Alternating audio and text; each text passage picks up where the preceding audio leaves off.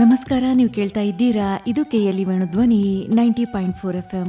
ನಮ್ಮ ಇಂದಿನ ಮಹಿಳಾ ವೇದಿಕೆ ಕಾರ್ಯಕ್ರಮಕ್ಕೆ ಪ್ರೀತಿಯ ಸ್ವಾಗತ ಕೋರ್ತಾ ಇದ್ದೀನಿ. ಎಂದಿನಂತೆ ನಾನು ಅನುಪಮಾ. ಮಹಿಳೆ, ಅವಳ ಕನಸು, ಅವಳ ನಲಿವು, ಅವಳ ಸಾಧನೆ, ಈ ಎಲ್ಲ ವಿಷಯವಾಗಿ ಬೆಳಕು ಚೆಲ್ಲುವ ಕಾರ್ಯಕ್ರಮವಿದು ಮಹಿಳಾ ವೇದಿಕೆ ಕಾರ್ಯಕ್ರಮ. ನಮ್ಮ ಇಂದಿನ ಕಾರ್ಯಕ್ರಮದಲ್ಲಿ ನಮ್ಮೊಂದಿಗಿದ್ದಾರೆ ಅಥಣಿ ತಾಲೂಕಿನ ಸಂಕೋನಟ್ಟಿ ಸರ್ಕಾರಿ ಕನ್ನಡ ಪ್ರಾಥಮಿಕ ಶಾಲೆಯ ಸಹಾಯಕ ಶಿಕ್ಷಕಿ, ಕವಿತ್ರಿ, ಲೇಖಕಿ, ಅನುವಾದಕಿ, ರಾಜ್ಯ ರಾಷ್ಟ್ರ ಮಟ್ಟದ ಉತ್ತಮ ಶಿಕ್ಷಕಿ ಪ್ರಶಸ್ತಿ ಪುರಸ್ಕೃತರು, ಹಾಗೇನೆ ಮಹಿಳಾ ಚಿಂತಕಿಯಾದಂತಹ ಶ್ರೀಮತಿ ಪ್ರಭಾ ಬಾಳಕೃಷ್ಣ ಬೋರ್ಗಾಂವ್ಕರ್ ಅವರು. ಮೇಡಮ್ ನಮಸ್ತೆ, ಕಾರ್ಯಕ್ರಮಕ್ಕೆ ಆತ್ಮೀಯ ಸ್ವಾಗತ. ನಮಸ್ಕಾರ ಮೇಡಮ್. ಇವಾಗ ಸಾಮಾನ್ಯವಾಗಿ ಬಾಲ್ಯದಲ್ಲಿ ಮಕ್ಕಳು ತುಂಬಾ ಆಕರ್ಷಣೆಗೆ ಒಳಗಾಗೋದು ಅಂದ್ರೆ ಅವರಿಗೆ ಕಲಿಸುವಂತಹ ಗುರುಗಳ ಮೇಲೆ. ಇವಾಗ ಆ ಗುರುಗಳನ್ನ ಅನುಕರಣೆ ಕೂಡ ಮಾಡ್ತಾನೆ ಇರ್ತೀವಿ. ಈಗ ಮುಂದೆ ದೊಡ್ಡವರಾದ್ಮೇಲೆ ಏನಾಗ್ತೀರಿ ಅಂತ ಕೇಳಿದ್ರೆ ಸಾಮಾನ್ಯವಾಗಿ ನಾವು ಎಲ್ಲ ಹೇಳ್ತಿರ್ತೀವಿ ಟೀಚರ್ ಆಗ್ತೀವಿ ಅಂತ. ಹಾಗೇನಾದ್ರೂ ತಮ್ಗೆ ಬಾಲ್ಯದಲ್ಲಿ ಕನ್ಸಿತ್ತಾ ಟೀಚರ್ ಆಗ್ತೀನಿ ಅಂತ? ಬಾಲ್ಯದ ಬಗ್ಗೆ ತಿಳಿಸ್ಕೊಡಿ. ಬಾಲ್ಯದ ಬಗ್ಗೆ ನಾನು ಹುಟ್ಟಿದ್ದು ಬೆಳಗಾವಿ ಜಿಲ್ಲೆಯ ಹುಕ್ಕೇರಿ ತಾಲೂಕಿನ ಸಂಕೇಶ್ವರ. ಜನ್ಮಸ್ಥಳ ಮಹಾರಾಷ್ಟ್ರದ ಮಿರಜ್ ಅಂತ ಹೇಳಿ. ಆಮೇಲೆ ನಮ್ಮ ತಂದೆ ಬಾಳಕೃಷ್ಣ ಬೋರ್ಗಾಂವ್ಕರ್ ಅಂತ ಹೇಳಿ, ಅಕ್ಕ ಸಾಲಿಗರು, ತಾಯಿ ಗೃಹಿಣಿ ರಾಧಾಬಾಯಿ ಬೋರ್ಗಾಂವ್ಕರ್ ಅಂತ ಹೇಳಿ, ಅಕ್ಕ ಸುಮಿತ್ರಾ, ಆಮೇಲೆ ಅಣ್ಣ ಸುರೇಶ್ ಬೋರ್ಗಾಂವ್ಕರ್ ಅಂತ ಹೇಳಿ, ತಮ್ಮ ವಿಜಯ್ ಬೋರ್ಗಾಂವ್ಕರ್. ನಾವು ಒಟ್ಟು ಜನ ನಾಲ್ಕು ಜನ. ನಾವು ಶಿಕ್ಷಣ ಎಲ್ಲ ನಂದಲ್ಲೇ ಸಂಕೇಶ್ವರದಲ್ಲಿ ಆಯಿತು. ಪ್ರಾಥಮಿಕ, ಮಾಧ್ಯಮಿಕ, ಆಮೇಲೆ ಹೆಬ್ಬಾಳದಲ್ಲಿ PUC ITC ಮಾಡಿದೆ. ಆಮೇಲೆ ಪದವಿಯನ್ನು ನಾನು ಮತ್ತೆ ದುರ್ದುಂಡೇಶ್ವರ ಸಂಘ ಸಂಸ್ಥೆಯ SS arts and TP science ಕಾಲೇಜಿನಲ್ಲಿ ಪದವಿಯನ್ನು ಪಡೆದುಕೊಂಡೆ ನಾನು. ತದನಂತರದಲ್ಲಿ ನನ್ನ ಸಾಹಿತ್ಯದ ಒಲವು ಸ್ವಲ್ಪ BAದಲ್ಲಿ ನನಗೆ ಬಂತು. ಅದಕ್ಕೆ ನಾನು BAದಲ್ಲಿನೇ ಸ್ವಲ್ಪ ಸಬ್ಜೆಕ್ಟ್ಗಳನ್ನು ಚೇಂಜ್ ಮಾಡಿಕೊಂಡು ಕನ್ನಡ ವಿದ್ಯಾರ್ಥಿಯಾಗಿ ನಾನಲ್ಲಿ ಸ್ವಲ್ಪ BAದೊಳಗೆ ಅಭ್ಯಾಸ ಮಾಡ್ತಾ ಇದ್ದೆ. ಆ ಸಂದರ್ಭದಲ್ಲಿ ನನಗೆ ಗುರುಗಳಾದಂತಹ ಡಾಕ್ಟರ್ GS ಮರಿಗುದ್ದಿ ಸರ್ ಇವರು, ಅವ್ರು ತಾವೆಲ್ಲ ಪಾಠ ಮಾಡುವಾಗ ಅವರು ಒಂದು ಪಾಠವನ್ನು ಹೇಳುವಾಗ ಕವನಗಳನ್ನು ಬಳಕೆ ಮಾಡೋದು, ಕುವೆಂಪು ಅವ್ರದ್ದು, ಆಮೇಲೆ ಇವ್ರದ್ದು ಹರಿಶ್ಚಂದ್ರ ಅವ್ರದ್ದು ಚಂದ್ರಮತಿಯ ಪ್ರಲಾಪ ಅಂಥೇಳಿ ಕಾವ್ಯ ಹೇಳುವಾಗ ಅವಾಗೆಲ್ಲ ನಮಗೆ ಇದು ಒಬ್ಬ ಲೆಕ್ಚರರ್ ಆದ್ರೆ ಮಾಡ್ರೆ ಎಷ್ಟೊಂದು ಓದಾಕ ಅವಕಾಶಗಳಿರ್ತಾವಲ್ಲ, ಆಮೇಲೆ ಇಷ್ಟೆಲ್ಲ ನಾವು ತಿಳ್ಕೊಬೋದಲ್ಲ ಸಾಹಿತ್ಯದ ಬಗ್ಗೆ ಅಂಥೇಳಿ ಅವಾಗಿಂದಲೇ ನಾನು ಸ್ವಲ್ಪ ಆಸಕ್ತಿ ಮೂಡಿತು. ಆಮೇಲೆ ಒಂದು ಸಾರಿ ಕಾಲೇಜಿನಿಂದ ಮಿಸ್ಲೇನಿ ಅಂತ ಹೇಳಿ ಮಾಡ್ತಾರೆ ವರ್ಷಕ್ಕೆ. ಆ ಸಂದರ್ಭದಲ್ಲಿ ನಮ್ಮ ಪದವಿ ಕಾಲೇಜಿಂದ ಯಾರಾದರೂ ಏನಾದರೂ ಬರೀರಿ ಅಂತ ಹೇಳಿ ಅಂದಾಗ ನನ್ನ ತಕ್ಷಣ ಒಂದು ಕವನ ಬರೆದಾಗ ಅದು ಪ್ರಕಟ ಆಯಿತು ಮೇಡಮ್. ಜಾತ್ಯತೀತ ಭಾರತ ಅಂತ ಹೇಳಿ ನನ್ನ ಮೊಟ್ಟ ಮೊದಲ ಕವನ ಅದು ಪ್ರಕಟ ಆಯಿತು ಮಿಸ್ಲೇನಿಯೊಳಗೆ. ಭಾಳ ಖುಷಿ ಆಯಿತು. ತದನಂತರದಲ್ಲಿ ಹಂತವಾಗಿ ನಾನು ಬರಿತಾ ಹೋದೆ. ವಿಚಾರಗಳು ಹಾಗೆ ಬರ್ತಾ ಇದ್ದು. ಆಮೇಲೆ ಕಥೆ, ಕವನ, ಕಾದಂಬರಿ ಓದೋ ಹವ್ಯಾಸ ಇತ್ತು. ತದನಂತರದಲ್ಲಿ ನಾನು ಅಪ್ಪನ ಒಂದು ಆಶೆಯಂತೆ ಉನ್ನತ ವ್ಯಾಸಂಗ ನಾನು ಧಾರವಾಡಕ್ಕೆ ಹೋದೆ. ನಾನು ಕರ್ನಾಟಕ ವಿಶ್ವವಿದ್ಯಾಲಯ ಅಲ್ಲಿ ಕನ್ನಡ ಅಧ್ಯಯನ ಪೀಠದಲ್ಲಿ ಕನ್ನಡ ವಿದ್ಯಾರ್ಥಿಯಾಗಿ ನಾನು ಸೇರಿಕೊಂಡೆ. ಆ ಒಂದು ಅಧ್ಯಯನ ಕಾಲದಲ್ಲಿಯೂ ಸಹಿತ ನಾನು ಲೇಖನಗಳ ಕಡೆಗೆ ಹೆಚ್ಚು ಒಲವು ನನಗೆ ಆಯಿತು. ಆ ಸಂದರ್ಭದಲ್ಲಿ 1990 ಸಂಯುಕ್ತ ಕರ್ನಾಟಕ ಪತ್ರಿಕೆ ಸಾಪ್ತಾಹಿಕ ಸೌರಭದಲ್ಲಿ ವಾರಕ್ಕೊಂದು ಅಲ್ಲಿ ದೃಷ್ಟಿ ಅಂಕಣ ಅಂತ ಬರ್ತಿತ್ತು. ದೃಷ್ಟಿ ಅಂಕಣದಲ್ಲಿ ಮಹಿಳೆಯರ ಕುರಿತಾಗಿಯೇ ಒಂದು ಅಂಕಣ. ಅದು ಮಹಿಳೆ ಏನು ಅನುಭವಿಸ್ತಾಳಲ್ಲ ಸಮಾಜದಲ್ಲಿ, ಕುಟುಂಬದಲ್ಲಿ, ಆ ಒಂದು ಆಕೆಯ ಅನುಭವದ ಅಭಿವ್ಯಕ್ತಿಯ ಒಂದು ಅಂಕಣ ಅದು ದೃಷ್ಟಿ ಅಂಕಣ. ಹೀಗಾಗಿ ನಾನು ಏನೋ ಒಂದು ಆರ್ಟಿಕಲ್ ಬರೆದೆ, ಅದನ್ನು ಸ್ವೀಕಾರ ಮಾಡಿದರು, ಪ್ರಕಟ ಮಾಡಿದರು. ಅದಕ್ಕೆ ನನಗೆ ಸಂಭಾವನೆಯೂ ಕೊಟ್ಟರು. ಅದೇ ನನ್ನ ಸ್ಫೂರ್ತಿ ಆಯಿತು. ಮುಂದೆ ನಾನು ಹಾಗೆ ಬರಿತಾ ಹೋದೆ. ಮೇಡಮ್, ಈಗ ತಾವು ತಮ್ಮ ಕನಸಾಕಿತ್ತು ಪ್ರಾಧ್ಯಾಪಕರಾಗಬೇಕು ಅಂತ, ದೊಡ್ಡ ಮಕ್ಕಳಿಗೆ ಪಾಠ ಮಾಡಬೇಕು ಅಂತ ದೊಡ್ಡ ಕನಸನ್ನ ಇಟ್ಕೊಂಡಿದ್ರಿ. ಆದರೆ ಸಣ್ಣ ಮಕ್ಕಳಿಗೆ, ಮುಗ್ಧ ಮಕ್ಕಳಿಗೆ ಪಾಠ ಮಾಡುವಂತಹ ಒಂದು ಅವಕಾಶ ತಮಗೆ ಸಿಗುತ್ತೆ. ಹೇಗೆ ಆ ಕೆಲಸದಲ್ಲಿ ತೃಪ್ತಿ ಇದೆಯಾ?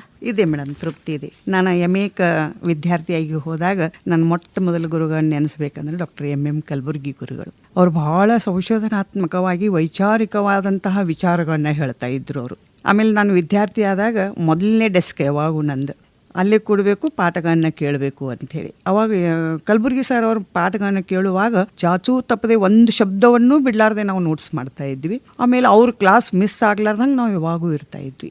ಅಲ್ಲಿಯೇ ಮತ್ತೊಬ್ಬರು ನಮ್ಗೆ ಡಾಕ್ಟರ್ ವೀರಣ್ಣ ರಾಜೂರ್ ಸರ್ ಅಂಥೇಳಿ, ಅವರು ರಗಳೆಗಳನ್ನು ಹೇಳೋದು, ಕಾವ್ಯಗಳನ್ನು ಹೇಳೋದು, ಭಾಳ ಒಂದು ರೀತಿ ವಿಸ್ತಾರವಾಗಿ ವಿಮರ್ಶಾತ್ಮಕವಾಗಿ ಹೇಳುವಾಗ ಓದಬೇಕಲ್ಲ ಅನ್ನೋ ಹಂಬಲ ಬರ್ತಿತ್ತು. ಆಮೇಲೆ ನಾನು ಹಿಂಗೆ ಪ್ರಾಧ್ಯಾಪಕಿ ಆದ್ನಂದ್ರೆ ಮುಂದೆ ಮಕ್ಕಳಿಗೆ ಉನ್ನತ ಒಂದು ಪದವಿ ಶಿಕ್ಷಣದಲ್ಲಿ ಕೊಡಬಹುದಲ್ಲ ಅಂಥೇಳಿ ನಾನು ವಿಚಾರ ಮಾಡ್ತಾ ಇದ್ದೆ. ಆಮೇಲೆ ಕಲಬುರ್ಗಿ ಸರ್ ಅವ್ರದ್ದು ಒಂದು ಮೂಢನಂಬಿಕೆಗಳನ್ನ ತೊಲಗಿಸುವಂತಹ ವಿಚಾರಗಳು, ಆಮೇಲೆ ಕಂದಾಚಾರ ಏನು ಸಂಪ್ರದಾಯಗಳದಾವಲ್ಲ ಅವನ್ನೆಲ್ಲ ಹೋಗಲಾಡಿಸುವಂತಹ ವಿಚಾರಗಳು, ಆಮೇಲೆ ಬಸವ ತತ್ವವನ್ನ ಅನುಸರಿಸುವಂತಹ ವಿಚಾರಗಳು, ವೈಚಾರಿಕ ಪ್ರಜ್ಞೆಯನ್ನ ಅವರು ಹೇಳುವಾಗ ನಾನೂ ಹಿಂಗಾಗ್ಬೇಕಲ್ಲ ಅಂತೇಳಿ ಭಾವನೆ ನನಗೆ ಬರ್ತಾ ಇತ್ತು.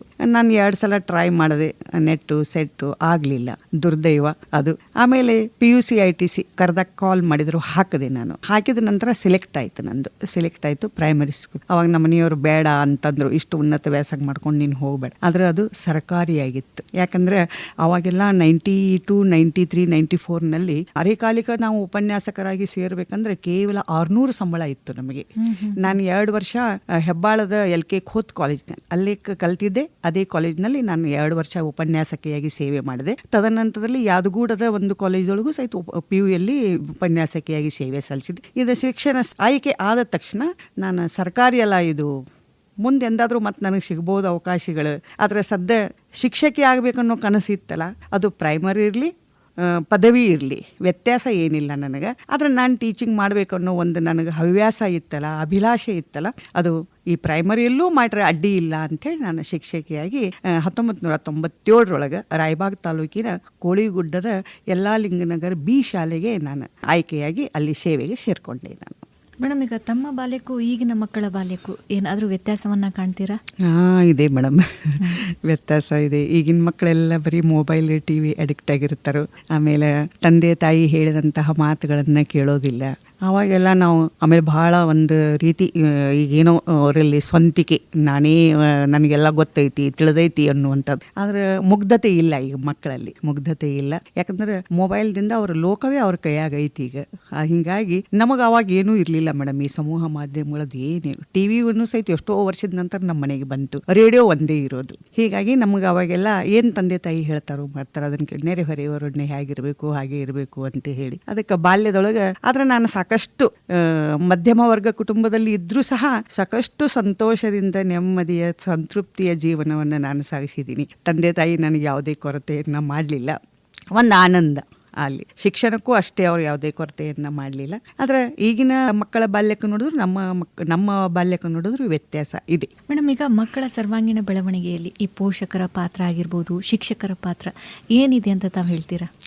ಮೇಡಮ್, ಶಿಕ್ಷಕರ ಪಾತ್ರ ಅಂತ ಹೇಳಿದ್ರೆ ಮಗು, ಶಿಕ್ಷಕ ಮತ್ತು ಪಾಲಕರು ಅಂಥೇಳಿ ಒಂದು ತ್ರಿಕೋನ ವ್ಯವಸ್ಥೆ ಇರ್ತದಲ್ಲ, ಅಲ್ಲಿ ಮಗುವಿನ ಸರ್ವತೋಮುಖ ಬೆಳವಣಿಗೆಗೆ ಶಿಕ್ಷಕ ಎಷ್ಟು ಆದ್ಯತೆಯಿಂದ ಒಂದು ಜವಾಬ್ದಾರಿಯಿಂದ ಕರ್ತವ್ಯಬದ್ಧನಾಗಿ ಮಗುವಿಗೆ ಶಿಕ್ಷಣ ಕೊಡ್ತಾರಲ್ಲ, ಅಷ್ಟೇ ಜವಾಬ್ದಾರಿ ಪಾಲಕರಿಗೂ ಇದೆ ಮೇಡಮ್. ಪಾಲಕರು ಸಹಿತ ತನ್ನ ಮಗು ಇವತ್ತು ಶಾಲೆಗೆ ಹೋಗಿತ್ತು, ಏನು ಮಾಡಿತ್ತು. ನಮಗಂತೂ ನಾವು ಟ್ರೈನ್ಡ್ ಟೀಚರ್, ನಾವು ನಮಗೆಲ್ಲ ಜಾಯಿನ್ ಆಗಬೇಕಾದ್ರೆ ಏನೇನು ನಾವು ದಾಖಲಾತಿಗಳನ್ನು ತಯಾರು ಮಾಡ್ಕೋ, ಪಾಠ ಟಿಪ್ಪಣಿ ಹೆಂಗೆ ಮಾಡ್ಕೋಬೇಕು, ಪಾಠ ಪ್ರಿಪ್ರೇಷನ್ ಹೆಂಗೆ ಮಾಡಬೇಕು, ಆ ಮಗುವಿಗೆ ಇವತ್ತು ತಿಳಿಯೋ ಹಂಗೆ ನಾವು ಹೇಗೆ ಪಾಠ ಮಾಡಬೇಕು ಅನ್ನೋದೆಲ್ಲ ನಾವು ಪ್ರಿಪೇರ್ ಆಗಿರ್ತೀವಿ. ಆದರೆ ತಂದೆ ತಾಯಿ ಆಗಿರೋದಿಲ್ಲ. ತಂದೆ ತಾಯಿ ಮಗುವಿನ ಅವಶ್ಯಕತೆಗೆ ತಕ್ಕಂತೆ ಅದಕ್ಕೆ ಬಟ್ಟೆ ಬರೆ ಏನು ನೋಡಬೇಕು, ಪೆನ್ ಬೇಕು, ಅದನ್ನಷ್ಟು ಕೊಟ್ರಂತ ನನ್ನ ಕರ್ತವ್ಯ ಮುಗೀತು ಅಂತಾರ. ಆದ್ರೆ ಅಲ್ಲಿಗೆ ಅವ್ರ ಕರ್ತವ್ಯ ಮುಗಿಲಿಲ್ಲ.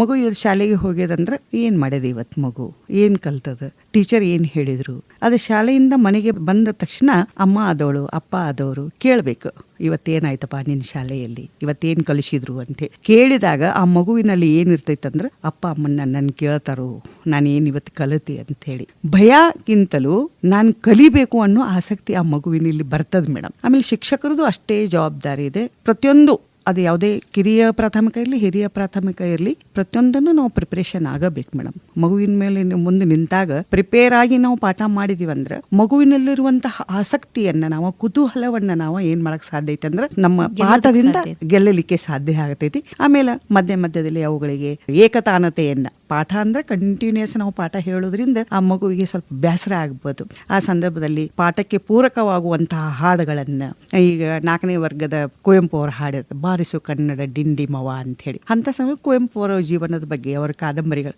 ಮಗು ಎಷ್ಟು ಸಾಧ್ಯ ಐತಲ್ಲ, ಅವ್ರ ಘೋಷಣೆಗಳು ಎಲ್ಲಾದರೂ ಇರು ಎಂತಾದರೂ ಇರು ಎಂದೆಂದಿಗೂ ನೀ ಕನ್ನಡವಾಗಿರು ಅಂತೇಳಿ ಇಂತೆಲ್ಲ ಹೇಳಿದಾಗ ಕುವೆಂಪು ಅವ್ರ ಬಗ್ಗೆ ಹಿಂಗೆ ಬರ್ದಿದ್ರಲ್ಲ ಹಿಂಗೆ ಹೇಳಿದ್ರಲ್ಲ ಅಂಥೇಳಿ ಅವ್ರಿಗೆ ಆಸಕ್ತಿ ಮೂಡುತ್ತೆ. ಅದಕ್ಕೆ ಪಾಲಕರು ಮತ್ತು ಶಿಕ್ಷಕರು ಅಷ್ಟೇ ಜವಾಬ್ದಾರಿಯಿಂದ ನಾವು ಕಲಿಸ್ಬೇಕಾಗ್ತೈತಿ. ಆಮೇಲೆ ಪಾಲಕರು ಮಗುವಿಗೆ ಮೊದಲು ಏನಿತ್ತಂದ್ರೆ ಮೇಡಮ್ ಚಡಿ ಛಮ್ ಛಮ್ ವಿದ್ಯಾ ಘಮ್ ಘಮ್ ಅಂತಿದ್ರು. ನಾವೆಲ್ಲ ಬಡ್ಸ್ಕೊಂಡಿದ್ದೀವಿ ಆಟ ಸಂದರ್ಭದಲ್ಲಿ. ನಾನು ಪ್ರೈಮರಿ ಶಾಲೆಯೊಳಗೆ ಜನ್ಮಟ್ಟಿ ಟೀಚರ್ ಅಂತಿದ್ರು, ಆಮೇಲೆ ಸಿದ್ದೋಜಿ ಅಕ್ಕೋರ್ ಅಂತಿದ್ರು. ಅವರೆಲ್ಲ ಗಣಿತ ಹೇಳುವಾಗ ಮಾಡುವಾಗ ನಾವು ಸ್ವಲ್ಪ ಗಣಿತದಲ್ಲಿ ಡಲ್ ಆಟ ಸಂದರ್ಭದಲ್ಲಿ. ಆದರೂ ಅವ್ರು ಹೇಳುವಾಗ ಮಾಡುವಾಗ ಬರಲಿಲ್ಲ ಅಂದ್ರೆ ಅವರು ಬಿದಿರಿನ ಕಟ್ಟಿಗೆ ತಗೊಂಡು ಹೊಡಿತಾ ಇದ್ರು. ನಾವು ಇಲ್ಲಿ ಮನ್ಕೈ ಹೊಡೆದ್ರಂದ್ರೆ ಮುಂಗೈ ತಿಕ್ಕೊಳ್ಳೋರ, ಅವಾಗ ಮುಂಗೈ ಹೊಡೆಯೋರು ಅವರು. ಅದು ಹೆಂಗ್ರಿ ಎಲುವಿನ ಮೇಲೆ ಹೊಡಿತಿದ್ರು ಅವ್ರು. ಆದರೆ ಈಗ ಏನಾಗಿದೆ ಅಂದ್ರೆ ಮಗುವಿಗೆ ಬೈಯೋದಿಲ್ಲ ಇಂಥ ಸ್ಥಿತಿ ಬಂದ್ಬಿಟ್ಟದ್ರಿ ಮೇಡಮ್. ಯಾಕಂದ್ರೆ ಪಾಲಕರು ಕೆಲವೊಬ್ರು ಬರ್ತಾರೆ, ನನ್ನ ಮಗು ಕಲೀಲಿ ಬಿಡ್ಲಿ, ನೀವು ಯಾಕೆ ಬಡಿತೀರಿ, ಯಾಕೆ ಬೈತೀರಿ ಅಂಥೇಳಿ. ಕೆಲವ್ರು ಬರ್ತಾರೆ, ಇಲ್ಲ ಟೀಚರ್ ನೀವು ಬಡೀರಿ ಹೊಡೀರಿ, ನನ್ನ ಮಗು ಕಲಿಬೇಕು ಅಂಥೇಳಿ. ಇಂಥ ಒಂದು ದ್ವಂದ್ವ ಸ್ಥಿತಿಯೊಳಗೆ ಶಿಕ್ಷಕರಾದವ್ರು ಏನು ಮಾಡಬೇಕಾಗ್ತೈತಿ. ಒಮ್ಮೆ ಏನಾಗ್ತೈತೆ ಅಂದ್ರೆ ಏನಪ್ಪಾ ಇದು ಅಂಥೇಳಿ ಕೈ ಚೆಲ್ಲಕ್ಕೂ ಬರೋದಿಲ್ಲ ಮೇಡಮ್. ಆದರೂ ಸಹಿತ ಕಣ್ಣಿನ ಒಂದು ಅಂಜಿಕೆ ಇರ್ಬೋದು, ಅಥವಾ ಮೂಗಿನ ಒಂದು ಅಂಜಿಕೆ ಇರ್ಬೋದು, ಆ ಒಂದು ಹೆದರಿಕೆಯಿಂದ ಬಡಿಯೋದಂತೂ ಸರ್ಕಾರನೂ ಸಹಿತ ನಿಷೇಧ ಮಾಡಿಬಿಟ್ಟದೀಗ. ಯಾಕಂದರೆ ಎಷ್ಟೋ ಘಟನೆಗಳಾಗಿದಾವೆ ಅಂಥವೆಲ್ಲ. ಅದಕ್ಕೆ ನಿಷೇಧ ಆದ ಸಂದರ್ಭದಲ್ಲಿ ಕಣ್ಣು ಮೂಗಿನಿಂದ ಭಯವನ್ನು ಹುಟ್ಟಿಸಿ ಮಗುವಿನ ಏನು ಮಾಡಬೇಕಂದ್ರೆ ಕಲಿಕೆಯಲ್ಲಿ ಆಸಕ್ತಿಯನ್ನು ಮೂಡಿಸ್ಬೇಕಾಗ್ತೈತಿ. ಕೆಲವೊಬ್ರು ಬಂದು ಹೇಳಿದಾಗ ಎಷ್ಟೋ ಸಾಧ್ಯ ಅಷ್ಟೇ ಶಿಕ್ಷೆಯನ್ನು ಕೊಟ್ಟು ಮಗುವಿಗೆ ನಾವು ಪಾಠವನ್ನು ಮಾಡಬೇಕಾಗ್ತೈತಿ. ಇದು ಶಿಕ್ಷಕರ ಕರ್ತವ್ಯ. ಆದರೆ ಪಾಲಕರು ಸಹಿತ ಅಷ್ಟೇ ಎಚ್ಚರಿಕೆಯಿಂದ ಜವಾಬ್ದಾರಿಯಿಂದ ಎಲ್ಲವನ್ನೂ ಶಿಕ್ಷಕರ ಮೇಲೆ ಹಾಕದೆ ತಾವೂ ಸಹಿತ ಜವಾಬ್ದಾರಿಯಿಂದ, ಯಾಕಂದ್ರೆ ಮಕ್ಕಳನ್ನ ಆಸ್ತಿ ಮಾಡಬೇಕಾಗಿದ್ರಿ.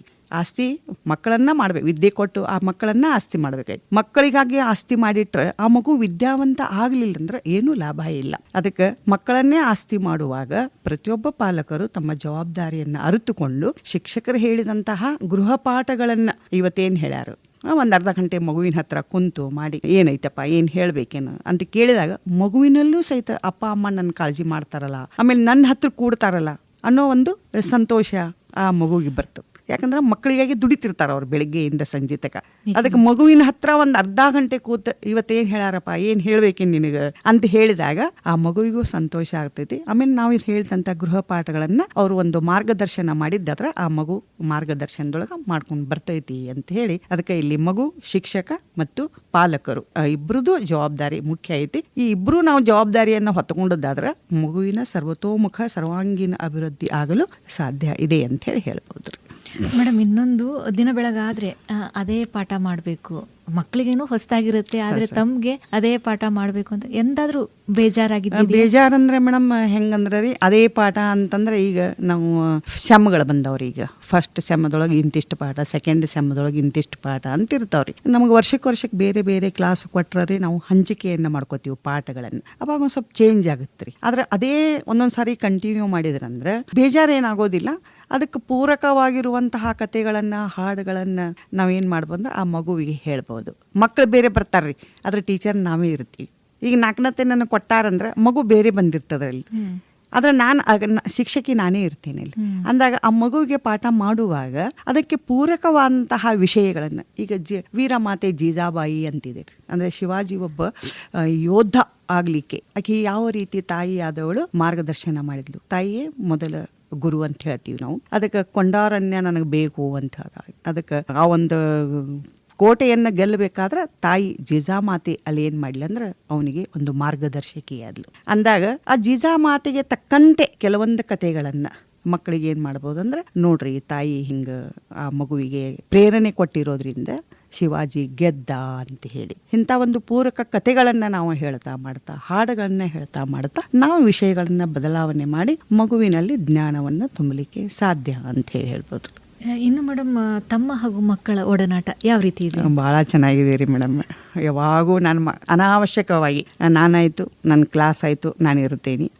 ಏನು ಕೆಲಸ ಇತ್ತಂದರೆ ಹೇಳಿದ್ರು ಆದಷ್ಟು ಮಾಡಿ ನಾನು ಮಕ್ಕಳ ಜೊತೆನೇ ಯಾವಾಗಿರ್ತೇನೆ. ಹೀಗಾಗಿ ಮಕ್ಕಳು ಯಾವಾಗೂ ನನ್ನ ಜೊತೆನೇ ಇರ್ತಾರೋ, ಖುಷಿಯಿಂದ ಇರ್ತಾರೋ, ಏನಾದರೂ ಹೊಸ ಹೊಸ ವಿಚಾರಗಳನ್ನ ಹೇಳ್ತಾರೋ ಮಾಡ್ತಾರೋ. ಆಮೇಲೆ ಹಾಡು, ಡಾನ್ಸ್ ಅಂತ ಹೇಳಿ ಎಲ್ಲ ನನ್ನ ಜೊತೆ ಫ್ರೀಯಾಗಿ ಇರ್ತಾರೋ. ನಾನು ಯಾವುದೇ ಅಡೆತಡೆಗಳನ್ನು ಅವ್ರಿಗೆ ಹಾಕಿಲ್ಲ. ಆಮೇಲೆ ಯಾವುದೇ ಮಕ್ಕಳಿಗೆ ಭೇದ ಭಾವವನ್ನು ಮಾಡದೆ, ಯಾಕಂದ್ರೆ ನಮ್ಮ ಸರ್ಕಾರಿ ಶಾಲೆ ಆಗಿರೋದ್ರಿಂದ ನಾವು ಎಲ್ಲ ಮಕ್ಕಳನ್ನು ಸಮಾನತೆಯ ದೃಷ್ಟಿಯಿಂದ ನೋಡಬೇಕಾಗಿರ್ತದೆ. ಹೀಗಾಗಿ ನಾನು ಎಲ್ಲ ಮಕ್ಕಳ ಜೊತೆ ಒಬ್ಬ ಶಿಕ್ಷಕಿಯಲ್ಲದೆ ಒಬ್ಬ ತಾಯಿಯಾಗಿ, ಗೆಳತಿಯಾಗಿ ಅವರೊಂದಿಗೆ ಒಡನಾಟದಿಂದ ಇರ್ತೇವೆ. ಒಟ್ಟಾರೆಯಾಗಿ ಒಂದು ಶಿಕ್ಷಣ ವೃತ್ತಿ ಅನ್ನೋದು ತಮಗೆ ಸಂತೃಪ್ತಿಯನ್ನ ತಂದುಕೊಟ್ಟಿದೆ? ಅವಶ್ಯವಾಗಿ ಸಂತೃಪ್ತಿಯನ್ನ ತಂದು ಕೊಟ್ಟಿದೆ. ಆಮೇಲೆ ನಾನು ಒಂದು ವಿಷಯ ಇಲ್ಲಿ ಹೇಳ್ಬೇಕಂದ್ರೆ, ಈಗಿನ ಶಿಕ್ಷಣ ಪದ್ಧತಿ ಪದ್ಧತಿಯನ್ನು ನಾನು ಇಲ್ಲಿ ಹೇಳ್ತೇನೆ. ಖಂಡಿತ ಮೊಟ್ಟ ಮೊದಲಿಗೆ ನನಗೆ ನೆನಪು ಬರೋದು ಶೂನ್ಯ ಪೀಠ ಅಧ್ಯಕ್ಷರಾದಂತಹ ನಮ್ಮ ಅಲ್ಲಂ ಪ್ರಭು ಅವರ ವಚನ. ಬಹುಶಃ ಅಲ್ಲಂ ಪ್ರಭು ಅವರಿಗೆ ಕಲಿಯುಗದೊಳಗೆ ಹಿಂಗೆ ಶಿಕ್ಷಕ ಮತ್ತು ಗುರುವಿನ ಬಾಂಧವ್ಯ ಇರ್ತಿದ್ರೆ ಅವಾಗ ತಿಳಿದಿರ್ಬೇಕೇನೋ ರೀ ಅವರಿಗೆ. ಅದಕ್ಕೆ ಅವ್ರು ಎಷ್ಟು ಚಂದ ಹೇಳ್ತಾರೆ ತಮ್ಮ ವಚನದಲ್ಲಿ. ಕೃತಯುಗದಲ್ಲಿ ಶ್ರೀ ಗುರು ಶಿಷ್ಯಂಗೆ ಬಡಿದು ಬುದ್ಧಿಯ ಕಲಿಸಿದರೆ ಆಗಲಿ ಮಹಾಪ್ರಸಾದವೆಂದೆನಯ್ಯ. ತ್ರೇತಾಯುಗದಲ್ಲಿ ಶ್ರೀ ಗುರು ಶಿಷ್ಯಂಗೆ ಬೈದು ಬುದ್ಧಿಯ ಕಲಿಸಿದರೆ ಆಗಲಿ ಮಹಾಪ್ರಸಾದವೆಂದೆನಯ್ಯ. ದ್ವಾಪರ ಯುಗದಲ್ಲಿ ಶ್ರೀ ಗುರು ಶಿಷ್ಯಂಗೆ ಝಂಕಿಸಿ ಬುದ್ಧಿಯ ಕಲಿಸಿದರೆ ಆಗಲಿ ಮಹಾಪ್ರಸಾದವೆಂದೆನಯ್ಯ. ಕಲಿಯುಗದಲ್ಲಿ ಶ್ರೀ ಗುರು ಶಿಷ್ಯಂಗೆ ವಂದಿಸಿ ಬುದ್ಧಿಯ ಕಲಿಸಿದರೆ ಆಗಲಿ ಮಹಾಪ್ರಸಾದವೆಂದೆನಯ್ಯ. ಗುಹೇಶ್ವರ, ನಿಮ್ಮ ಕಾಲದ ಕಟ್ಟಳೆಯ ಕಲಿತನಕ್ಕೆ ನಾ ಬೆರಗಾದೆ. ಕಲಿಯುಗದೊಳಗೆ ಮಕ್ಕಳನ್ನ ಕರೆದು ಅವ್ರಿಗೆ ನಾವು ವಂದಿಸಿ ಪಾಠ. ನನಗಿನ್ನೂ ನಮ್ಮ ಮಕ್ಕಳಿಗೆಲ್ಲ ಹೇಳ್ತಿರ್ತೀನಿ, ಗುರು ಶಿಷ್ಯರ ಸಂಬಂಧ ಹೆಂಗಿರಬೇಕು ಅವ್ರಿಗೆ ತಿಳಿಲಿ ಬಿಡ್ಲಿ. ನಾನು ನೋಡ್ರಿ ಧಾರವಾಡದಾಗ ಕಲಿಯುವಾಗ ನಮ್ಮ ಸೋರಲ್ಲಿ ಎಷ್ಟು ದೂರ ಇರ್ತಿದ್ರು. ಆದ್ರೆ ಅವ್ರು ನೋಡಿದ ಕೂಡಲೇ ನಾವು ಪಕ್ಕಕ್ಕೆ ಸರಿದು ಅವ್ರಿಗೆ ಭಯಭಕ್ತಿಯಿಂದ ಗೌರವ ಕೊಟ್ಟು ಸರಿತಿದ್ವಿ ನಾವು. ನೀವೇ ನಾನು ಅನ್ಸೋದಿಲ್ಲ, ಆದರೂ ಅವರಿಗೆ ಒಂದು ಗುರುವಿನ ಬಗ್ಗೆ ಅವರಿಗೆ ಒಂದು ಗೌರವ ಭಾವನೆ ಮೂಡಲಿ ಅಂತ ಹೇಳಿ, ಗುರು ಅಂದರೆ ಹಿಂಗೆ ನೀವು ನನ್ನ ಜೊತೆ ಇಡೀ ದಿವಸ ನಾವಿರೋದ್ರು ಒಡನಾಟಿಗಳು, ಆದರೆ ಬೇರೆ ಶಿಕ್ಷಕರು ಬಂದಾಗ ನೀವು ಗೌರವ ಕೊಡಬೇಕು, ಅವ್ರು ಹೇಳಿದ ಮಾತುಗಳನ್ನ ಕೇಳಬೇಕು ಅಂತೇಳಿ ನಾನು ಹೇಳ್ತಿರ್ತೀನಿ. ನನಗೆ ಇನ್ನೂ ನೆನಪಿದೆ ರೀ, ಕಲಬುರ್ಗಿ ಸರ್ ದೂರ ಬರತ್ತಾರಂದ್ರೆ ನಾವು ಅಯ್ಯೋ ಸರ್ ಬಂದರು ಸರ್, ಅವ್ರೇನು ಭಯ ಬಿಡಿಸ್ತಿರ್ಲಿಲ್ಲ ನಮಗೆ. ಅವ್ರು ತಂಪಾಡಿ ತಾವು ತಲೆ ಹಾಕೊಂಡು ಹೋಗ್ತಿದ್ರು, ಆದರೂ ಸರ್ ಬಂದ್ರೆ ಸರ್ ಇಷ್ಟೊಂದು ಭಯ ಪಡ್ತಿದ್ವಿ. ಅದಕ್ಕೆ ಅವಾಗ ಹಂಗಿತ್ತು ಗುರು. ಮತ್ತು ಈಗ ಗುರು ಶಿಷ್ಯನ ಬಾಂಧವ್ಯ ಹೆಂಗಿದೆ ಅನ್ನೋದು ನಾವು ಸಾಮಾಜಿಕ ಜಾಲತಾಣಗಳಲ್ಲೂ ನೋಡ್ತೀವಿ ರೀ ಮೇಡಮ್. ಅದಕ್ಕೆ ಬಹುಶಃ ಅಲ್ಲಂ ಪ್ರಭು ಅವ್ರಿಗೆ ಅವಾಗ ಗೊತ್ತಾಗಿತ್ತೇನೋ, ಕಲಿಯುಗದಲ್ಲಿ ಶ್ರೀ ಗುರು ಶಿಷ್ಯಂಗೆ ವಂದಿಸಿ ನಮಸ್ಕಾರ ಮಾಡಿ ಕರೆದು ಅವನಿಗೆ ಪಾಠ ಹೇಳುವಂತ. ಬಹುಶಃ ಅವ್ರಿಗೆ ತಿಳಿದಿತ್ತೇನೋ ಕಲಿಯುಗದೊಳಗೆ ಹಿಂಗೆ ಆಗ್ಬೋದು ಅಂತ ಹೇಳಿ. ಅದಕ್ಕೆ ಈಗಿನ ಶಿಕ್ಷಣ ನೀತಿಯನ್ನು ನೋಡಿದ್ರೆ, ಈ ವಚನವನ್ನು ನೋಡಿದಾಗ ಬಹುಶಃ ಶರಣರು ಮುಂದಿನ ದಿನಗಳಲ್ಲಿ ಶಿಕ್ಷಣ, ಶಿಕ್ಷಕ, ವಿದ್ಯಾರ್ಥಿಯ ಬಾಂಧವ್ಯ ಹೀಗಿರಬಹುದೇನೋ ಅಂತೇಳಿ ಅವಾಗನ್ನ ತಿಳ್ಕೊಂಡಿದ್ರು. ಅದಕ್ಕೆ ಎಷ್ಟು ವಿಪರ್ಯಾಸ ಅನ್ನಿಸ್ತದ್ರಿ ಒಮ್ಮೊಮ್ಮೆ, ಎಷ್ಟು ವಿಪರ್ಯ, ಅಷ್ಟೇ ಸತ್ಯ ಕೂಡ ಅನ್ನಿಸ್ತದ್ರಿ. ಅದಕ್ಕೆ ಇಂದಿನ ಶಿಕ್ಷಣ ನೀತಿಯನ್ನು ನಾವು ಹೇಳಬೇಕಂದ್ರೆ ಗುಣಮಟ್ಟದ ಶಿಕ್ಷಣ ಇಲ್ಲ.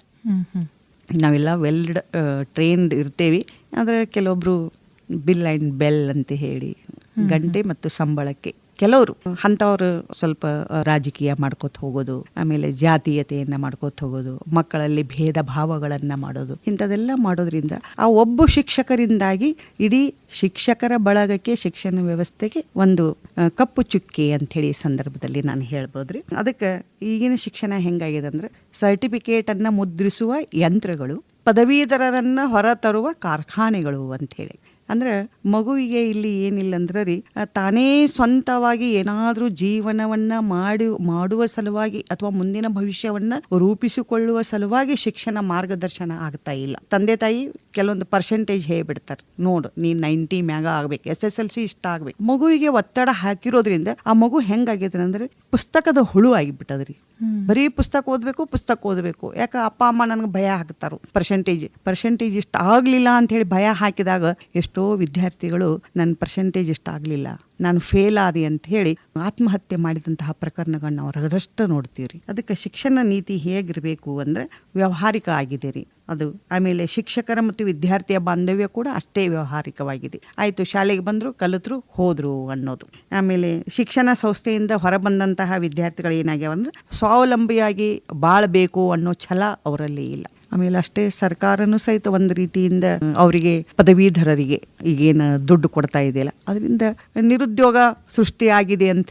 ಅನಾಯಾಸವಾಗಿ ದುಡ್ಡು ಬಂದಾಗ, ಕಷ್ಟಪಡದೆ ದುಡ್ಡು ಬಂದಾಗ ಯಾವ ಮಗುವಿಗೂ ನಾನು ಕಷ್ಟಪಡಬೇಕು, ಪ್ರಯತ್ನ ಮಾಡಬೇಕು ಅನ್ನೋ ಅಲ್ಲಲ್ಲಿ ಛಲನೇ ಇರೋದಿಲ್ಲ. ಅದಕ್ಕಿಂತ ಕೆಲವೊಂದು ಸಂದರ್ಭಗಳು ಸಹಿತ ಆ ಮಗುವಿಗೆ ಏನಾಗ್ತಾವಂದ್ರೆ ಘಾತಕ ಒಂದು ಶಕ್ತಿಗಳಾಗಿ ಅವ್ರು ಏನಾಗ್ತಾರಂದ್ರೆ ಬೆಳಿತಾರೋ ಅಂತ ಹೇಳಿ. ಆಮೇಲೆ ಹೊಟ್ಟೆಪಾಡಿಗೆ ಉದ್ಯೋಗವಾದರೆ ಸಾಕು ಎಂಬ ಮನೋಭಾವ.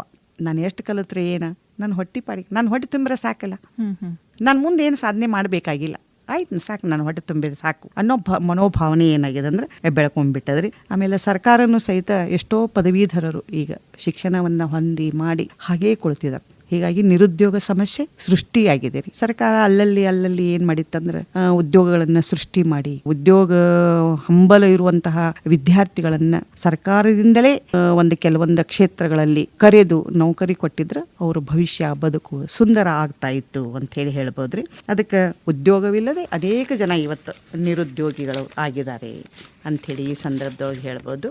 ಆಮೇಲೆ ಈಗ ಹೇಳಿದೆ ನಾನು, ಮಗು, ಶಿಕ್ಷಕ ಮತ್ತು ಪಾಲಕ ಅದಕ್ಕೆ ಹೊರೆ ಏನಾಗಬಾರ್ದಂದ್ರೆ ಮಗುವಿಗೆ ಇಬ್ಬರದು ಹೊರೆ ಆಗಬಾರ್ದು. ಈಗ ಶಿಕ್ಷಕರೂ ಭಾಳ ಒತ್ತಡಗಳನ್ನ ಮಗುವಿನ ಮೇಲೆ ಹಾಕಬಾರ್ದು, ಪಾಲಕರು ಸಹಿತ ಮಗುವಿನ ಮೇಲೆ ಒತ್ತಡವನ್ನು ಹಾಕಬಾರ್ದು. ಅದು ತನ್ನ ಬೌದ್ಧಿಕ ಮಟ್ಟವನ್ನು ಎಷ್ಟಿದೆಯಲ್ಲ ಅಷ್ಟೇ ಮಗು ಕಲಿತದ್ರಿ.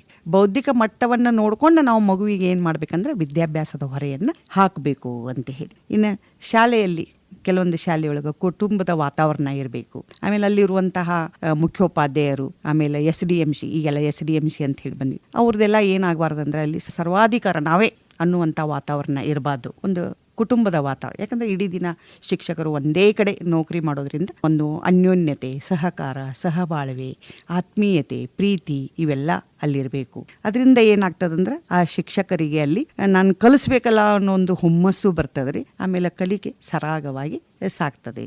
ಸರ್ವಾಧಿಕಾರ ಬತ್ತಂದ್ರೆ ಅಲ್ಲಿ ಏನಾಗ್ತದಂದ್ರೆ ನಾನು ಇವ್ರದ್ದು ಯಾಕೆ ಕೇಳಬೇಕಪ್ಪ, ನಾನು ಸರಿಯಾಗಿದ್ದಾಗ ಇವ್ರ ಮಾತು ಯಾಕೆ ಕೇಳಬೇಕು ಅನ್ನೋ ವಿರೋಧಾಭಾಸ ಬಂದ್ಬಿಡ್ತದೆ ರೀ. ಅದಕ್ಕೆ ಇಲ್ಲಿ ಮೇಲಾಧಿಕಾರಿಗಳು ಬಂದವ್ರನ್ನ ಈ ಟೀಚರ್ ಏನು ಕಲಿಸಿದಾರೋ ಮಾಡಿದಾರೋ ಅನ್ನೋದು ಮಕ್ಕಳನ್ನು ಪರೀಕ್ಷೆ ಮಾಡಬೇಕು. ಕಾಗದ ಪತ್ರಗಳನ್ನ ನೋಡಬಾರ್ದು. ನಿಜ.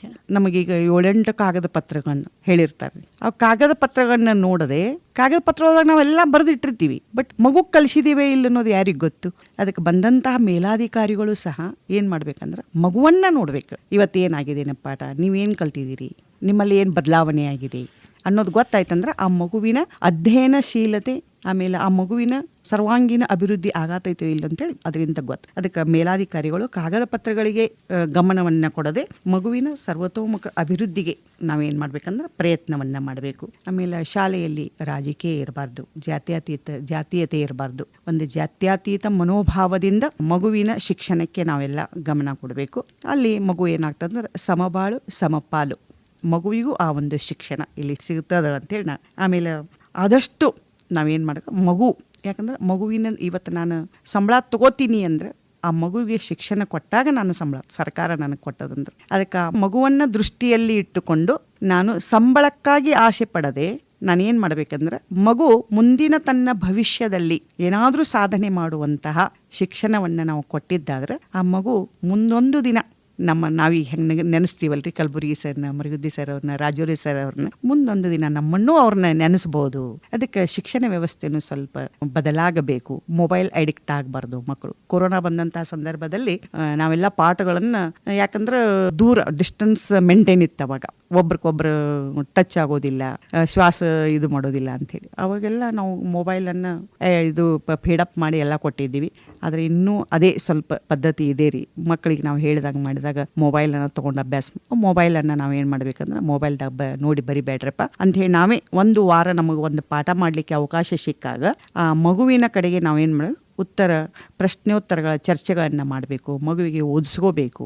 ಒಟ್ಟಾರೆ ಆ ಮಗುವನ್ನು ಏನು ಮಾಡ್ಬೇಕಂದ್ರೆ ಓದುವ ಕಡೆಗೆ ನಾವು ಗಮನ ಹರಿಸಬೇಕು, ಮೊಬೈಲ್ದಿಂದ ದೂರ ಉಳಿಯುವಂತೆ ಮಾಡಬೇಕು. ಅದರಿಂದನೂ ಸಹಿತ ಏನಾಗ್ತದಂದ್ರೆ ಈಗ ಮೊಬೈಲ್ ಇರೋದ್ರಿಂದ ಮಗು ತನ್ನ ಹೆಚ್ಚಿನ ಜ್ಞಾನವನ್ನು ಪಡೆದುಕೊಳ್ಳಲಿಕ್ಕೆ ಸಾಧ್ಯ ಆಗೋದಿಲ್ಲ ಅಂಥೇಳಿ ಈ ಸಂದರ್ಭದಲ್ಲಿ ನಾವು ಅದಕ್ಕೆ ಶಾಲಾ ವಾತಾವರಣ ಹೇಗಿರಬೇಕು, ಕಲಿಕೆ ಉತ್ತಮವಾಗಿರಬೇಕು ಅಂದಾಗ ಮಾತ್ರ ಕಲಿಕೆ ಸರಾಗವಾಗಿ ಸಾಗುತ್ತದೆ ಹಾಗೂ ಮಕ್ಕಳಲ್ಲಿ ಆತ್ಮೀಯತೆ, ಪ್ರೀತಿ ಎಲ್ಲ ಮೂಡುತ್ತದೆ ಅಂತೇಳಿ ಈ ಸಂದರ್ಭದಲ್ಲಿ ಹೇಳ್ಬೋದು. ಖಂಡಿತ ಮೇಡಮ್. ಅಂದ್ರೆ ಶಿಕ್ಷಣ ಕ್ಷೇತ್ರದ ಬಗ್ಗೆ ತಮಗಿರುವಂತಹ ಕಳಕಳಿ ಎಲ್ಲರಲ್ಲೂ ಬಂದ್ರೆ ಒಂದು ಶಿಕ್ಷಣ ಕ್ಷೇತ್ರದಲ್ಲಿ ನಾವು ಬದಲಾವಣೆಗಳನ್ನ ನೋಡೋದಕ್ಕೆ ಸಾಧ್ಯವಾಗುತ್ತೆ. ಸ್ನೇಹಿತರೆ, ನೀವು ಕೇಳ್ತಾ ಇದ್ದೀರಾ, ಇದು KLE ವೇಣುಧ್ವನಿ 90.4 FM. ನಮ್ಮ ಇಂದಿನ ಮಹಿಳಾ ವೇದಿಕೆ ಕಾರ್ಯಕ್ರಮದಲ್ಲಿ ನಮ್ಮೊಂದಿಗಿದ್ದಾರೆ ಶ್ರೀಮತಿ ಪ್ರಭಾ ಬಾಳಕೃಷ್ಣ ಬೋರ್ಗಾವ್ಕರ್ ಅವರು. ಮೇಡಮ್, ಇನ್ನು ತಾವು MPhil ಮಾಡುವ ಸಂದರ್ಭದಲ್ಲಿ ಯಾವ ವಿಷಯವನ್ನು ಆಯ್ಕೆ ಮಾಡ್ಕೊಳ್ಬೇಕು, ಹಾಗೆಯೇ ಮಾರ್ಗದರ್ಶಕರ ವಿಚಾರದಲ್ಲಿ ಸ್ವಲ್ಪ ಗೊಂದಲಗಳು ಉಂಟಾಗುತ್ತೆ. ಯಾಕಂದ್ರೆ ಏನಾದರೂ ಸಾಧನೆ ಮಾಡಬೇಕಂದ್ರೆ ಎಡ್ರು ತೊಡ್ರು ಇದ್ದೇ ಇರುತ್ತೆ. ಆ ಒಂದು ತಮ್ಮ ಸಾಧನೆಯ ಬಗ್ಗೆ ಹೇಳಿ ಮೇಡಮ್. ನಾನು MA ಮುಗಿಸಿದ ನಂತರ ಮೇಡಮ್ 2 ವರ್ಷ ನಾನು LK ಖೋತ್ ಕಾಲೇಜ್ ಮತ್ತು PU ಕಾಲೇಜ್ ಯಾದಗುಡದಲ್ಲಿ ಉಪನ್ಯಾಸಕಿಯಾಗಿ ಸೇರಿಕೊಂಡೆ. ನಾನು ಮುಂದೇನಾದರೂ ಓದಬೇಕು ಅಂಥೇಳಿ ಹಂಬಲ ಇರೋದ್ರಿಂದ 1990 ತಾಯಿಯವರು ತೀರ್ಕೊಂಡ್ರು. ಸ್ವಲ್ಪ ಮನೆ ಜವಾಬ್ದಾರಿ ಬಿತ್ತು. ನಂತರದಲ್ಲಿ ಬರೀ MAಗಷ್ಟೇ ಏನೂ ಮಾನ್ಯತೆ ಇರಲಿಲ್ಲ, ಏನಾದರೂ ಮಾಡಬೇಕು ಅಂತಂದಾಗ MPhil ಮಾಡ್ಬೋದಲ್ಲ ಅಂಥೇಳಿ ನನಗೆ ಸಲಹೆ ಬಂತು. ಸಲಹೆ ಬಂದಾಗ MPhilಗೆ ನಾನು ಜಾಯ್ನ್ ಆದೆ ಮೇಡಮ್. ಕ್ಲಾಸ್ ಎಲ್ಲ ಅಟೆಂಡ್ ಆದೆ. ಪಾರ್ಟ್ 1ದ್ದು. ಪಾರ್ಟ್ 2 ಏನಿರ್ತದಲ್ಲ ಅದು ಪ್ರಬಂಧ ಬರಿಬೇಕಾದ್ರೆ ಅವಾಗ ನಾನು ಗೈಡ್ ಆಯ್ಕೆ ಮಾಡಬೇಕು, ವಿಷಯ ಆಯ್ಕೆ ಮಾಡಬೇಕು. ಅವಾಗ ಗೈಡ್ ಆಯ್ಕೆ ಮಾಡ್ಕೋಬೇಕಾದ್ರೆ ಡಾಕ್ಟರ್ SS ಕೋತಿನ್ ಸರ್ ಅಂತಿದ್ರು. ಅವ್ರು ಹೋಗಿ ಅವ್ರ ಜೊತೆ ಹೋಗಿ ಎಲ್ಲ ಚರ್ಚೆ ಮಾಡಿದೆ. ಅದಕ್ಕೆ ಮೊದಲು ನಮ್ಮಲ್ಲಿ ಒಂದು ಪದ್ಧತಿ ಏನಂದ್ರೆ ರೀ, ಕನ್ನಡ ಡಿಪಾರ್ಟ್ಮೆಂಟ್ದೊಳಗೆ ನಾವು ಏನೇ ಮಾಡಬೇಕಾದ್ರೆ, ಯಾರನ್ನೇ ಗೈಡ್ ತೊಗೋಬೇಕಾದ್ರೆ, ಏನೇ ವಿಷಯವನ್ನು ತೊಗೋಬೇಕಾದ್ರೆ ಮೊದಲು ನಾವು ಡಾಕ್ಟರ್ MM ಕಲಬುರ್ಗಿ ಸರ್ನ ಭೇಟಿ ಆಗೋದ್ರಿ. ಸರ್ ನಾನು ಇವತ್ತು MPhil ಮಾಡಬೇಕು, ವಿಷಯ ತೊಗೋಬೇಕು ಮತ್ತು ಗೈಡ್ ತೊಗೋಬೇಕು ಯಾರನ್ನ ಅಂತೇಳಿ ಅವ್ರ ಒಂದು ಸಲಹೆನ ಎಲ್ಲರಿಗೂ ಅಲ್ಲಿ ಅಷ್ಟು ನಮಗೆ ಅವರು ಪ್ರಭಾವವನ್ನು ಬೀರಿದ್ರು. ಅಂದಾಗ ನಾನು ಹೋಗಿ ಕೇಳಿದೆ. ಸರ್ ಅಂದರು, ಆಯ್ತಾಯ್ತು ಕೋತಿನ್ ಸರ್ ಹೋಗಿ ಕೇಳು ಅಂತಂದ್ರು. ವಿಷಯ ಇನ್ನೂ ಚರ್ಚೆ ಆಗಿರಲಿಲ್ಲ ರೀ. ಸೋರಿಗೆ ಕೇಳಿದೆ ನಾನು. ಆಮೇಲೆ ಆಯ್ತಮ್ಮ ಮಾಡೋಣ ಅಂದರು. ಮುಂದೆ ಕೆಲವೊಂದು ಸ್ವಲ್ಪ ಅವ್ರಿಗೆ ಅನಾರೋಗ್ಯದ ನಿಮಿತ್ತ ಅವ್ರದ್ದು ಡೆತ್ ಆಯ್ತು ರೀ. ನನಗೆ ಸಮಸ್ಯೆ ಆಗಾಕಾಯ್ತು, ಅವಾಗ ಹೆಂಗೆ ಮಾಡೋದು ಅಂತ ಹೇಳಿ. ಆಮೇಲೆ ಇವ್ರನ್ನ ಕೇಳಿದೆ ನಾನು. ಮತ್ತು ಸರ್ ಕಡೆ ಹೋದೆ, ಸರ್ ಹೆಂಗೆ ಮಾಡ್ರಿ ಅಂತೇಳಿ. ಇಲ್ಲ ಮತ್ತು ಡಾಕ್ಟರ್ ಶಾಲಿನಿ ರಘುನಾಥ್ ಭಟ್ ಇದ್ದಾರಲ್ಲ, ಕೇಳ ನೀವು ಅಂತಂದು. ಅವರು ನಮಗೆಲ್ಲ MA ಕಲಿಸಿದವರು. ಹೋಗಿ ಮೇಡಮ್ ಕೇಳಿದೆ. ಹೌದಾ ಪ್ರಭಾ, ಬಾ ನೋಡೋಣ ಅಂಥೇಳಿ ಅವರು ಸರ್ ಕಡೆನ ಬಂದೀವ್ರಿ, ಕಲಬುರ್ಗಿ ಸರ್ ಕಡೆ. ಮೇಡಮ್ ಅಂದರು, ಸರ್ ಪ್ರಭಾ ಹಿಂಗೆ ಮಾಡ್ತಾರಂತ. ಹೌದು ಕೋತಿನ ಕಡೆ ಇದ್ರು ಅವರು, ಮತ್ತು ಹಿಂಗಾಯ್ತು ಅಂತ. ಯಾವ್ದು ಮ್ಯಾಗ ಮಾಡ್ತೀ ಏನಂತ 1-2 ವಿಷಯ ಕೊಟ್ರಿ. ನನಗೆ ಯಾಕೋ ಇದು ಆಗಲಿಲ್ಲ. ಕಲಬುರ್ಗಿ ಸರ್ನ ಅಂದ್ರಿ, ನಿಂದ ಸಂಕೇಶ್ವರ ಅಂದ್ರೆ ನಿಮ್ಮೂರ ಹತ್ರ ನಿಡ್ಸೋಸಿ ಐತೆಲ್ಲ, ಅದು ಹೂಗಾರ ಮಣಿತನ, ಅದು ಪೀಠಾಧ್ಯಕ್ಷರು ಇವ್ರದಾರು, ಮತ್ತು ಮಠ ಒಳ್ಳೆ ಒಂದು ಹೆಸರು ಮಾಡೈತಿ, ಅದಕ್ಕೆ ದಾಖಲೆಗಳು, ಒಂದು ಇತಿಹಾಸ ಐತಿ, ನೀ ಅದನ್ನೇ ಯಾಕೆ ಮಾಡಬಾರ್ದು ಆ ಕ್ಷಣ ನನಗೆ ಭಾಳ ಖುಷಿ ಆಯ್ತು ರೀ. ಯಾಕಂದ್ರೆ ಆ ಮಠಕ್ಕೂ ನಮ್ಮ ಮನೆತನಕ್ಕೂ ಒಂದು ಅವಿನಾಭಾವ ಸಂಬಂಧ ಇತ್ತು ಮೊದಲಿಂದ. ಆ ಮಠ ಸ್ಥಾಪನೆ ಆದಾಗಿನಿಂದ ನಮ್ಮ ಮನೆತನದಿಂದಲೇ ನಮ್ಮ ತಂದೆ ಅಣ್ಣ ತಮ್ಮ ಏನಿದಾರಲ್ರಿ ಅವರಿಂದನ ಮಠಕ್ಕೆ ಗಣಪತಿ ಹೋಗ್ತದ್ರಿ. ಅದೊಂದು ಇದು ಇತ್ತು, ಇತಿಹಾಸ ಇತ್ತು. ಹೀಗಾಗಿ ನಾನು ಆಗಿನ ಒಂದು ಮಹಾಸ್ವಾಮೀಜಿಯವರು ಇದಾರೆ, ಈಗ ಪಂಚಮ ಶ್ರೀ ಶಿವಲಿಂಗೇಶ್ವರ ಮಹಾಸ್ವಾಮಿಗಳವ್ರನ್ನ ಹೋಗಿ ಕೇಳ್ಕೊಂಡೆ ರೀ. ಅಜ್ಜಾರ ಮತ್ತು ಹಿಂಗೆ ಅಂತಾರು ಕಲಬುರ್ಗಿ ಸರ್ ಅವರು, ಮತ್ತು ಹೆಂಗೆ ಮಾಡ್ರಿ ವಾ, ನಮ್ಮನ್ನು ಬೈಯವ್ರ ಭಾಳ ಇದಾರು, ಬರೆಯವ್ರು ಯಾರೂ ಇಲ್ಲ, ನೀವು ಬರೀರಿ, ನಿಮಗೆ ಏನೇನು ಅನುಕೂಲ ಬೇಕು ಅದನ್ನೆಲ್ಲ ಮಾಡಿ ಕೊಡ್ತೇವಿ ಅಂತಂದ್ರು. ಭಾಳ ಖುಷಿ ಆಯ್ತು ರೀ. ಬಂದು ಕಲಬುರ್ಗಿ ಸರ್ಗೂ ಹೇಳಿದೆ ನಾನು, ಆಯಿತು ಹಂಗಾರ ಅದು ಏನೇನೈತೆ ನೋಡು ಮತ್ತು ಎಲ್ಲ ಕಲೆಕ್ಷನ್ ಮಾಡಿ ಬರೀ ಅಂತಂದ್ರಿ. ಆಯಿತು ಅಂತಂದು ನಾನು ಸ್ಟಾರ್ಟ್ ಮಾಡಿದೆ ರೀ. ಅಲ್ಲಲ್ಲಿ ಹೋಗಿ ಸಂದರ್ಶನ ಕೊಡೋದು, ಮಠಕ್ಕೆ ಹೋಗೋದು, ಎಲ್ಲ ನೋಡೋದು ಮಾಡೋದು. ಆಮೇಲೆ ಅಜ್ಜಾರೆಲ್ಲ ಕೆಲವೊಂದು ದಾಖಲೆಗಳನ್ನು ತೋರಿಸಿದ್ರಿ.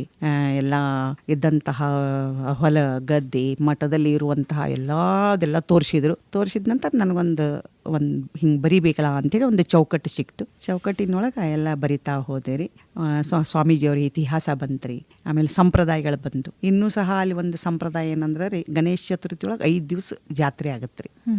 1 ದಿವ್ಸ ರೀ ಅನ್ನ ದಾಸೋಹ ಅಂತ ಮಾಡ್ತಾರೆ, 2ನೇ ದಿವಸ ಜ್ಞಾನ ದಾಸೋಹ ಅಂತ ಮಾಡ್ತಾರೆ. ಅನ್ನ ದಾಸೋಹ ಅಂದಾಗ ಎಲ್ಲ ನಮ್ಮ ಹುಕ್ಕೇರಿ ತಾಲೂಕಿನ ಎಲ್ಲ ಸುತ್ತಮುತ್ತಲಿನ ಹಳ್ಳಿಯವರು ಎಲ್ಲ ಮನೆಗೆ ಒಬ್ಬೊಬ್ಬರು ಹೋಗಿ ಎಲ್ಲ ಅಲ್ಲಿ ಯಾರಿಗೂ ಹಿಂಗೆ ಇದು ಕೊಟ್ಟಿಲ್ರಿ, ಕೆಲಸಗಳನ್ನ ಕಾಗದದ ಮುಖಾಂತರ ಒಪ್ಪಿಸಿಲ್ಲ.